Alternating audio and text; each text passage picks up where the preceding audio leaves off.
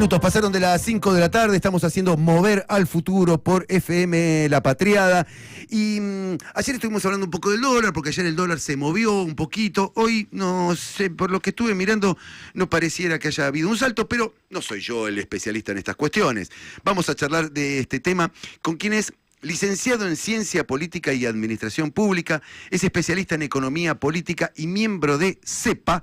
Se trata del licenciado Juan Manuel Gispert. Juan Manuel, desde La Patriada te saludamos. Mi nombre es Quique Duplá. Buenas tardes. Hola, buenas tardes, Quique. Hola, Juan Manuel. Muchas gracias por atendernos, Juan Manuel. ¿Dije bien tu apellido, Gispert o Gispert? Es lo mismo. Es lo Gispert. mismo. Te agradezco mucho, me solucionaste un problema. Bueno, Juan Manuel, estamos hablando que ayer el dólar se movió bastante. ¿Hoy cómo estuvo? ¿Estás enterado? ¿Estás informado? Sí, mira, se movió bastante. Ajá. Para lo que veníamos acostumbrados. Claro. Y la verdad que son datos que van ratificando, o sea, hechos que van sucediendo en las distintas variables económicas. Sí. Que van ratificando una lectura, un diagnóstico, una radiografía que venimos haciendo nosotros y varios otros más sobre el programa económico del gobierno, o la política económica del gobierno. Sí. ¿Y qué viene a ratificar este dato de la suba del dólar?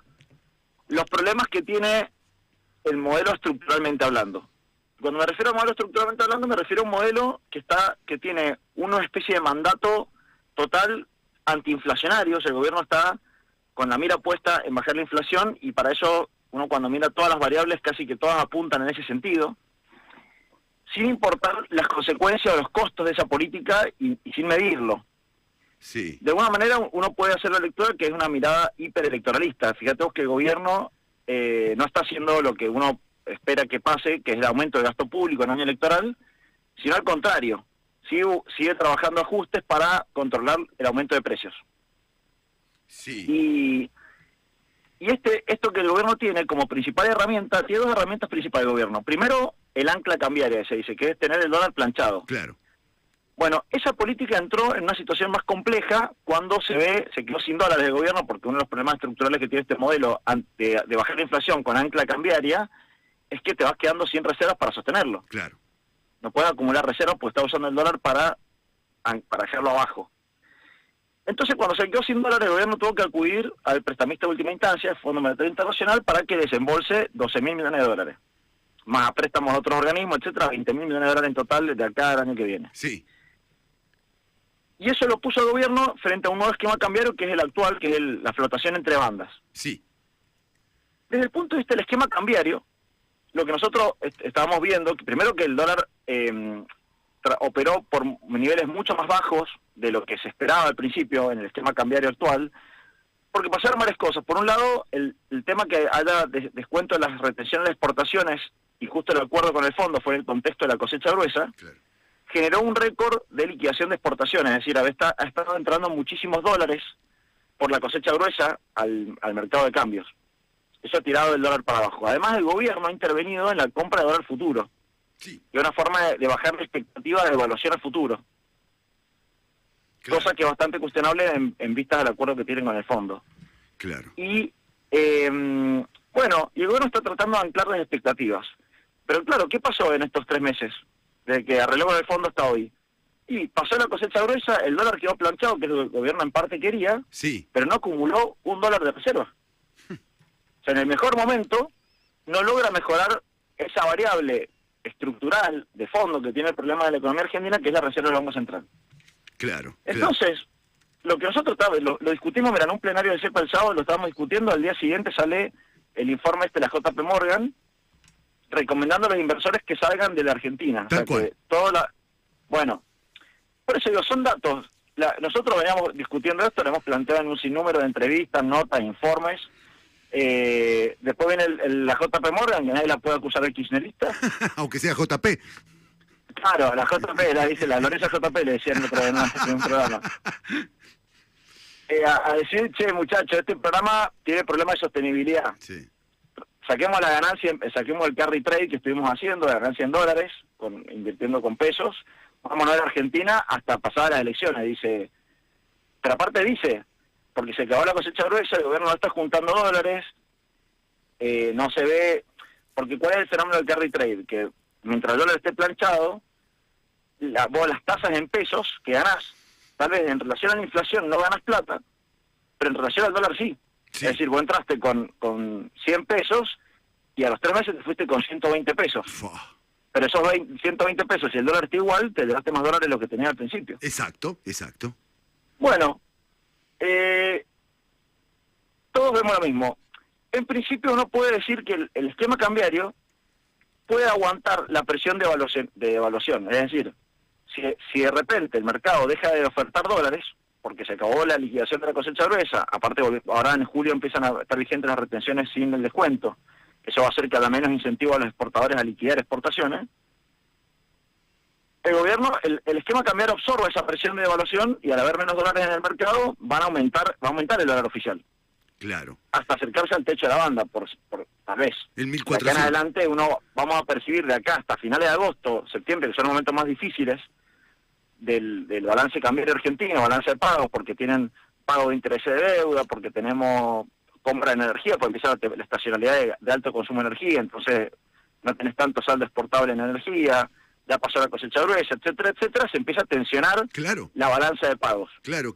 Pero perdóname que te interrumpa, Juan Manuel. Estoy leyendo en un portal de noticias que el FMI, si bien afirmó que Argentina cumplió con el déficit fiscal y con el control de emisión monetaria, pero no cumplió con la acumulación de dólares para la reserva en el Banco Central, con lo cual parece que no le pone fecha al desembolso de los 2.000 millones de dólares que corresponden para este tramo. Esto Sí. me parece que, agrava la situación. La agrava, pero hasta ahora yo en eso no soy tan pesimista.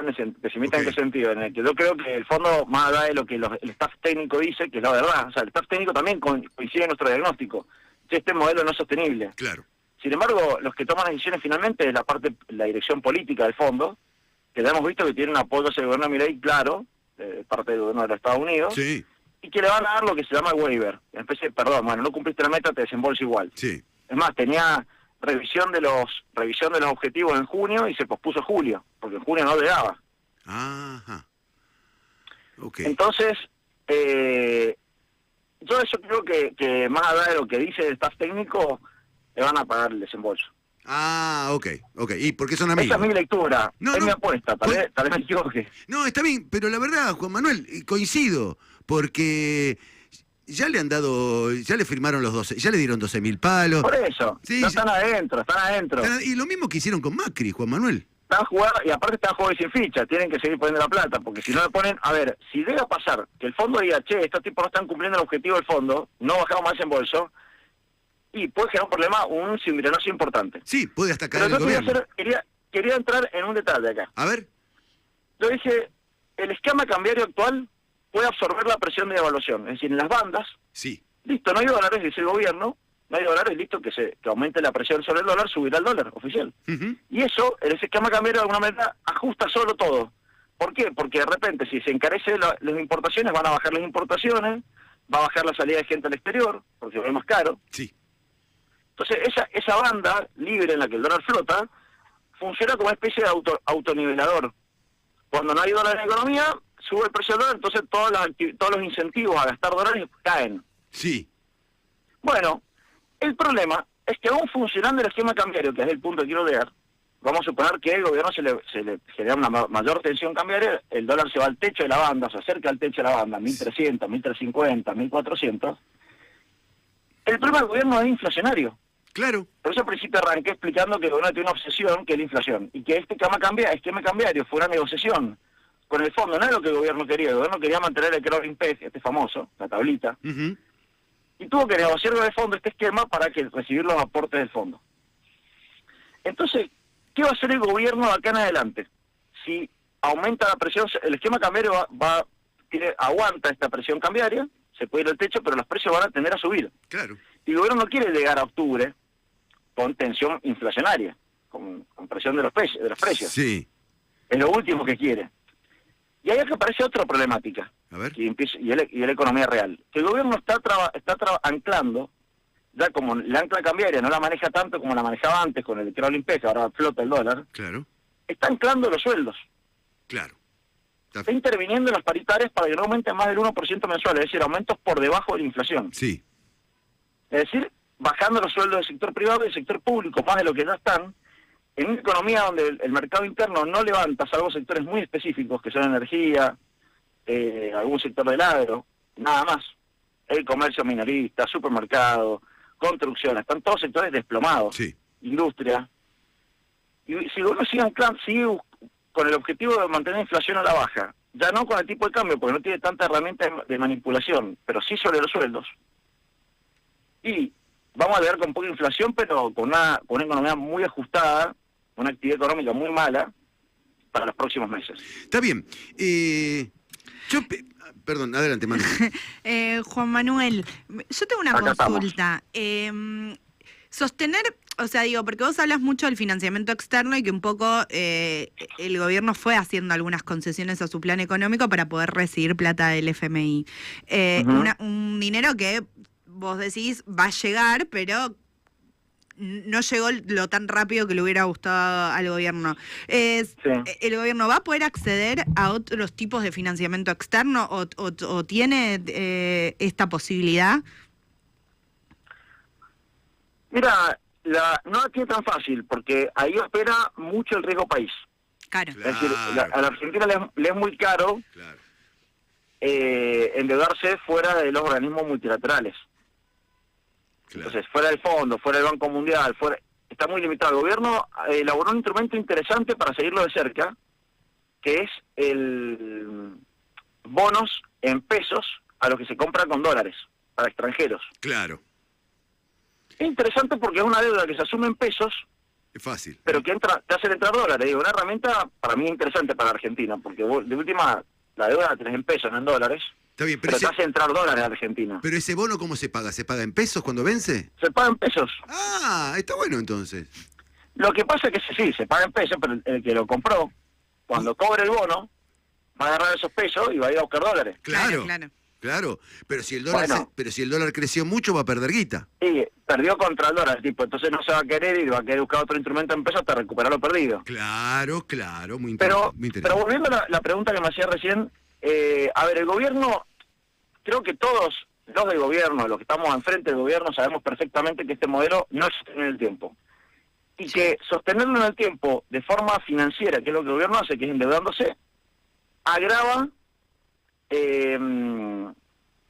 la situación, digamos, de cambiaria en la Argentina. O sea, viste, termina, el otro día doy clases, y los chicos de la facultad tenían que presentar unos trabajos, entonces tenían que analizar los distintos modelos económicos de la Argentina.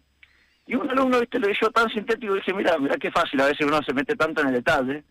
Entonces dice, los modelos económicos de industrialización tienen como problema inflación constante. Y los esquemas más liberales, los modelos más liberales en la economía argentina tuvieron baja inflación, pero terminan todos en crisis. Sí. O sea, sí, es tan simple como eso. O sea, este modelo, en tanto puedes sostenerlo financiándolo a la fuerza, digamos, con endeudamiento, con venta de privatización de empresa argentina, lo que fuera, bueno, lo sostenés con la baja inflación, con caída de actividad, y normalmente explota, porque te quedaste sin dólares, Claro. porque debes más dólares de lo que juntás, porque la actividad económica quedó desplomada, te aumentó el desempleo, te aumentó la pobreza y termina, bueno, como sabemos que terminaron los modelos liberales en Argentina. Claro, como terminó Menem, como terminó Macri.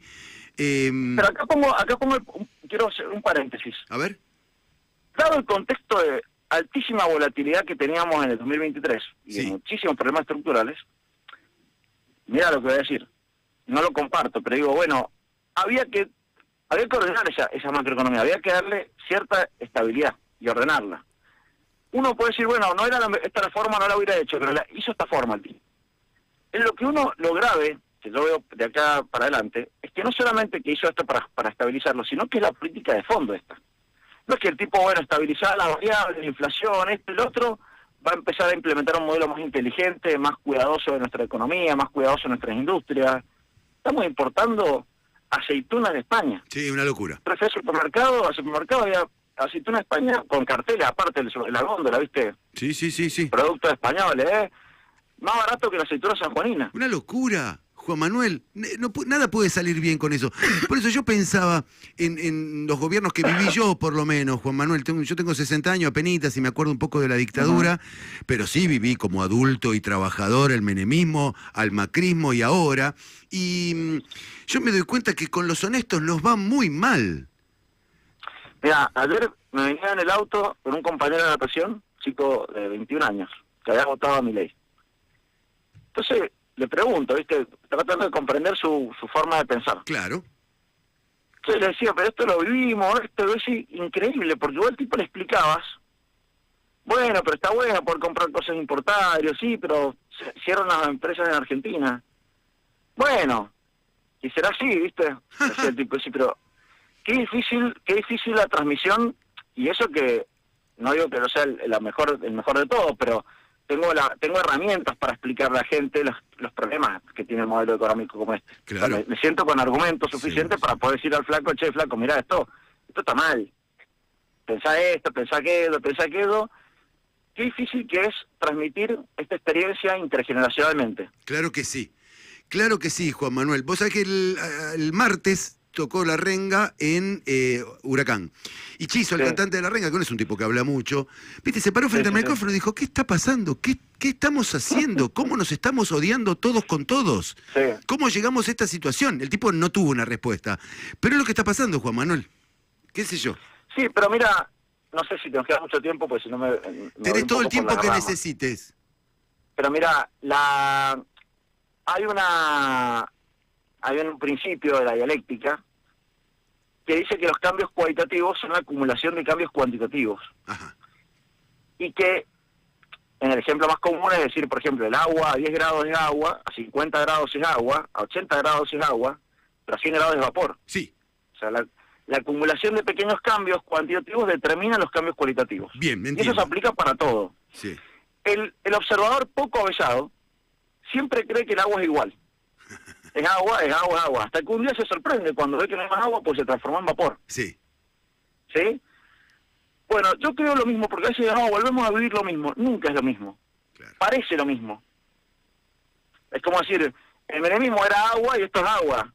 Sí, pero no es la misma agua, ni la misma forma, ni la misma composición química, ¿viste?